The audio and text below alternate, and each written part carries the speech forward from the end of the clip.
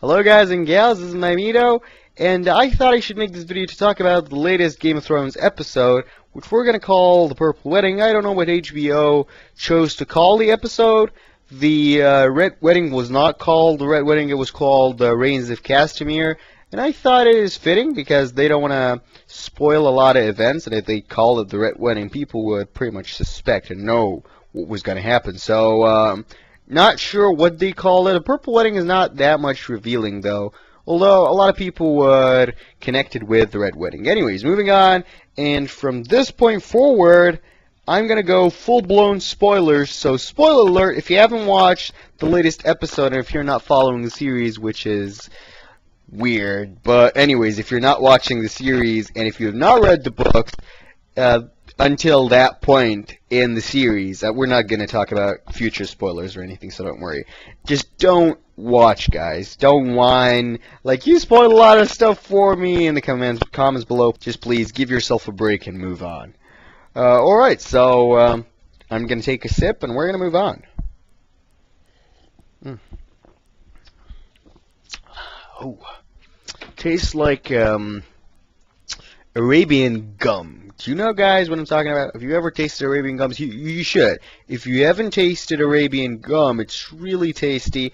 It's chewy, I mean, it's gum, but it's really different from all the manufactured gums, so go ahead and try it out. Anyways, moving on to the episode. So, what happened to the episode, which we all have been waiting for so damn long, and I can tell you, I've read the books, but I've read this part in the books, and no matter how much they can describe it, no matter how good a book is, it can never give you that satisfaction when you're seeing that blood gushing out of Joffrey's eyes and mouth and nose and all that, and his face going blue and his eyes just staring into nothingness because he's dead. He's finally fucking dead. Finally! Someone who actually deserved to die fucking died in this series. But unlike a lot of you guys, I think a lot of you at least, the majority of the viewers of the series are saying like the most evil man in Game of Thrones, or one of the most evil men in Game of Thrones is dead. Yay! Well, I disagree, and for a very good reason, because if you look at a guy like, for example, Ramsay Snow, who's the bastard son of Bolton, of the Bolton head of the family, dude. I don't remember his name. Something Bolton. Anyways, so Ramsay is exactly like Joffrey. He's inbred. He's a psychopath. He has tendencies to kill people for no reason. Enjoys pain. Finds pleasure in pain. But he's smart, and that is something that Joffrey just completely lacks. Joffrey is a villain, true, but a stupid villain.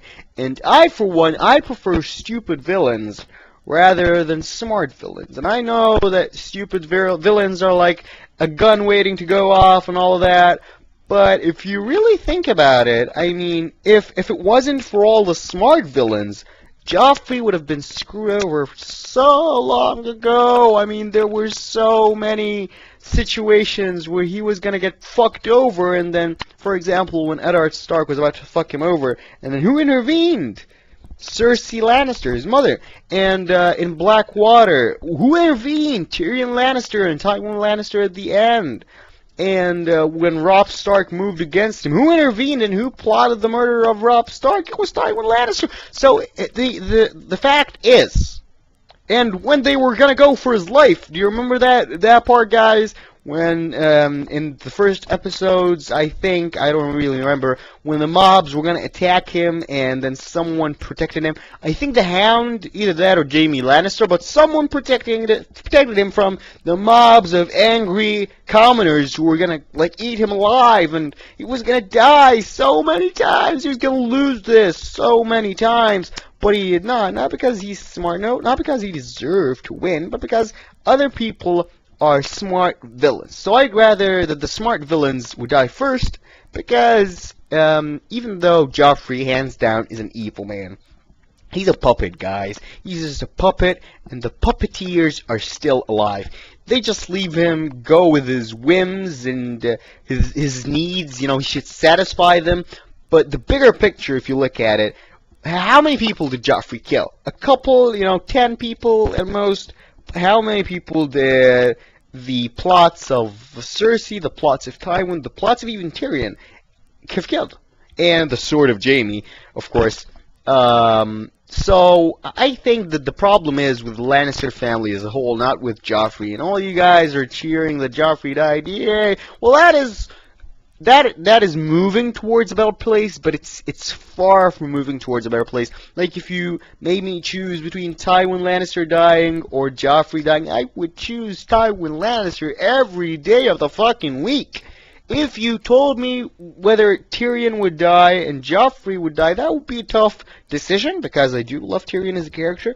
But Tyrion is an evil man, guys. Even if he doesn't seem like it, even if he doesn't act on it, if he's gonna choose between being an evil man or his family, he will go family, right or wrong. He will go family. He will defend his family, this sick, fucked up family, no matter. So let me take a sip of this awesome beer and move on. This is not an alcoholic beer, by the way, guys. I'm not drunk right now. I'm not delusional. I'm concentrating. Anyways, let's move on to another part of the death of Joffrey and why I love it and I hate it at the same time. And one of the reasons I hate it is the fact that I loved the actor that played Joffrey. He's an amazing, amazing actor. And what I understand from interviews with him is that he's not going to act again. This is his final role. He did it. He's very good. He's very popular now. He's popular because most people hate him, but that is a statement about how good of an actor he is. But he says that he's not going to act again. He want to take another route. He want to go take an education in a university or something and pursue another profession, maybe.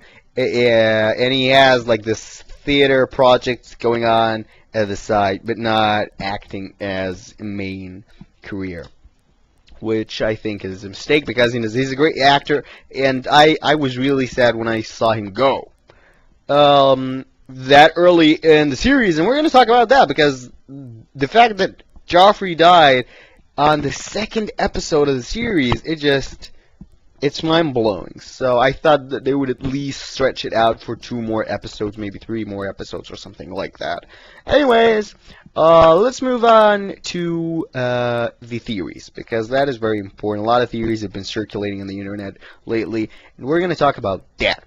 So the most circulated theory is that the killers are actually the Tyrells, whether it be Marjorie Tyrell herself, the queen, the new queen, or her grandma, this Tyrell patriarch woman thing, who planned to poison the drink of Joffrey and kill him, because she's not leaving her daughter with this psychopath, even for a day. And that is very important to take in mind. But when I thought about it, I mean, I'm not going to tell you what happened in the books, but when you think about it, the marriage was not consummated. Now, was it? The king did not bed the queen. His seed did not enter her. And we're going to talk about seeds a couple of seconds later. So that begs the question: does that mean that she's actually the queen? Does that mean that the marriage cannot be annulled? That it is a fact? It happened? Because, for example, if we're talking about Christians in Europe, medieval Europe, if the marriage was not consummated, they could easily annul it. They can kick her out on the basis of annulling it. And Cersei pretty much proved that she has the maester in her pocket when she told him, like, feed it to the dogs or feed it to you, I'm the queen. And Cersei is just hateful at this moment. We're going to talk about that in a couple of seconds. So that is one theory, which, if the marriage cannot be annulled, is a possible theory. I mean, she stands to gain a lot if she can become the sole queen of the realm. She hates Joffrey anyways, we all know that. Now the second theory is, we're gonna go talk about that, but let me take a sip. Oh yeah, it's just honey, guys. It's better than honey. Anyways, I'm getting you thirsty. I know that. I know that. Cheers if you're drinking while you're watching this. And if you're not, go get a drink. Pause this video, go get a drink, and come back. But don't close this video. I'm watching you. Anyways, moving on to the second theory, which is the Fool. There is this Sir dude, if you guys remember, early in the first episodes when Eddard Stark came to King's Landing.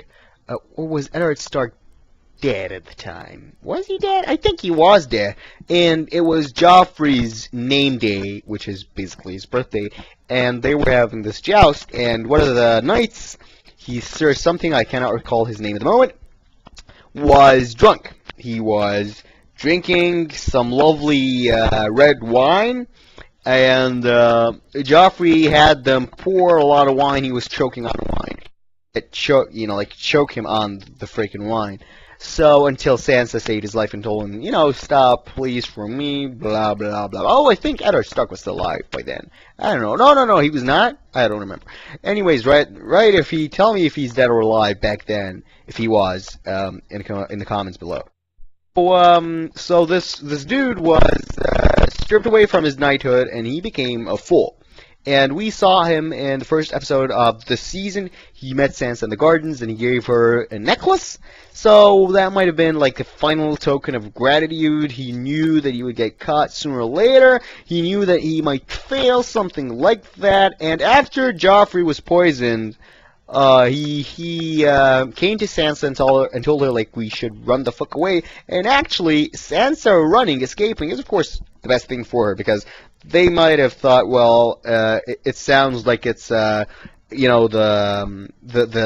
Starks send their regards move, kind of like the Red Wedding, killing Joffrey on his wedding day. So Sansa is still a Stark. Tyrion has been accused of killing Joffrey because while Joffrey was choking and dying, he pointed at his uncle, and Cersei, of course, overtaken by emotions, said, "Guards, take him. This dude killed my child / psychopath / product of incest."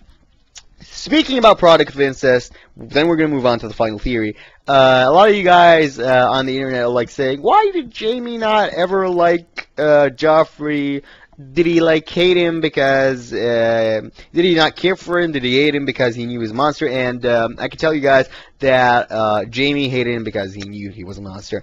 In the book, he specifically said, when he was describing his relationship to Joffrey, that he was a squirt in Cersei's cunt. So that's a tough expression. I don't know if they're going to put that in the movie, in the series or not, because he said that after Joffrey was killed when he was talking to Brennan, I guess. She was asking him, why were you never close to your son? So let's take another sip. Oh, shit. Damn. Anyways, so that is his relationship to his son, Jaime and Joffrey. Jaime believes that Joffrey is just an asshole monster and a mistake. He just loves Cersei and want to have, he just loves her. Not anything else. He doesn't care for children and all that shit. So that is one thing. Now, moving on to the final theory, conspiracy theory, about who might have killed Joffrey. Now, of course, you guys might have conspiracy theories of your own that I might not mention. So, mention them in the comments below. Final thing is Dorne, the prince and the bastard princess from Dorne. And those guys, they stand a lot from killing him. He's a suspect, especially that he threatened the Lannisters multiple times. The Lannisters aren't the only ones who pay their debts. The Lannisters look badly at bastards, but look highly at rape and murder and torture and whatnot. When he was talking about the Mountain raping his sister and killing her. So that is interesting, guys. That is a very interesting a part of the episode, but it's not all of the episodes. So let's move on. And we're going to move on with Bran. Brandon, the entire episode, aside from the Purple Wedding, has been a compilation of snips and pieces of other storylines, just telling you what has been happening. Except Dany, we haven't seen Dany or Arya, but we've seen Arya before that. So we've seen a lot of Brandon in this episode, and a very important part of the episode was his prophecy when he was touching the weirwood. If you haven't noticed that it was a weirwood, it was similar to the one that you could find in Winterfell. Yeah, Winterfell in the God Garden or the God's Garden, something like that. So he touched the weirwood, and the weirwood gave him a couple of visions. First off, it gave him a vision of what happened to him when he was falling. So he didn't remember that, if you guys think about it. He didn't remember what happened, so it kind of told him what happened. You can see him falling, and you can hear Cersei saying he saw us, which is very important, because does that mean that Bran knows that he saw the Queen fucking her brother, or does he not know but thinks that the Queen has something to do with it? And how will that affect the Queen, and how will that affect the conflict? What will happen after this gets out? So that is a very important part of the story. Another part that he saw was this dragon hovering over King's Landing, and you guys must know that this is not the first time the dragons came to the world. Dany is not the first mother of dragons. Before that, Aegon the Conqueror came with his two sisters, and they had dragons, and for a very long time, until Aerys, the Mad King, there were dragons in King's Landing. So that might have been a past vision, or it might have been a future vision, and I hope it's a future vision of Dany's dragons just fucking everything up. Another thing, and the final thing I'll be talking about in this video, is the Iron Throne room completely covered in ice. So Eddard Stark has been saying it for a very long time. Winter is coming. So is it coming, and how is it going to come, and how is that going to relate to the hordes of White Walkers that are marching on Westeros? If you guys want to share your ideas, please do not share spoilers of future events if you've read the books or if you've read a wiki or something. Please don't do that. But if you want to join in the conversation, tell me your thoughts. Comment below. Don't forget to give the video a thumbs up.